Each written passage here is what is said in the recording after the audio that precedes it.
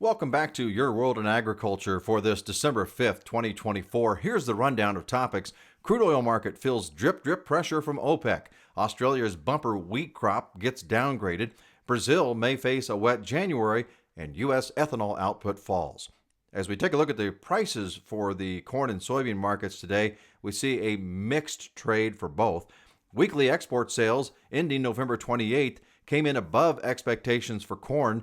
Soybeans reached the high end of expectations, wheat sales mid-range, beef sales hit a marketing year low, according to the USDA report.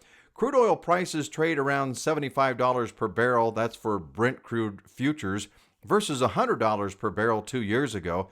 OPEC members announced Thursday it will keep production cuts at 2.2 million barrels per day. The cuts will be phased out until September 2026.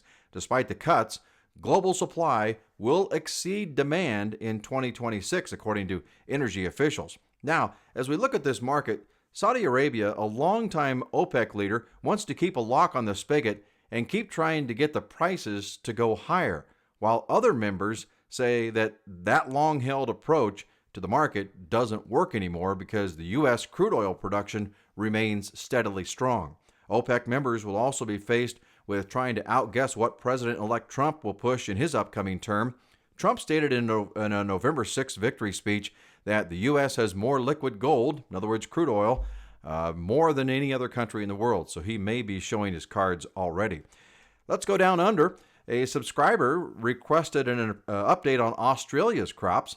So here you go. This week, Pro Farmer Newsletter reports heavy rainfall in Australia. It's raising concerns for the country's bumper wheat harvest. A surge of quality downgrades is the talk. The report states that between 2.5 and 5 million metric tons of wheat across Australia's southeastern region is showing downgrades to animal feed from milling quality. Meanwhile, about 37% of Russia's grain, mostly wheat, is in poor condition, the highest in at least a decade, according to the Sizov report, and this was reported on Twitter. Now, will Brazil turn wet in January? That's the question. All eyes are on their growing season. Early weather outlook for South America's January weather does look wet, according to weatherrisk.com. The models show no particular weather patterns to finish this month of December. In other words, no bias for wet or dry conditions. However, that implies a new stage of weather will bring wet conditions in Brazil in January. Now, it's early, but that would be favorable for the corn and soybean growth in Brazil.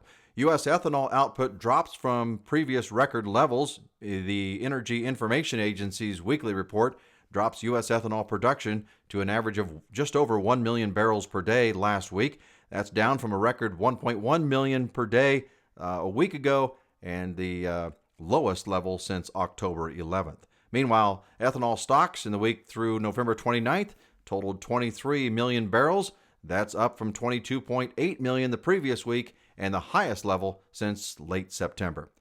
Don't forget, be sure to subscribe and like Your World in Agriculture for more farm content. I'm Mike McGinnis.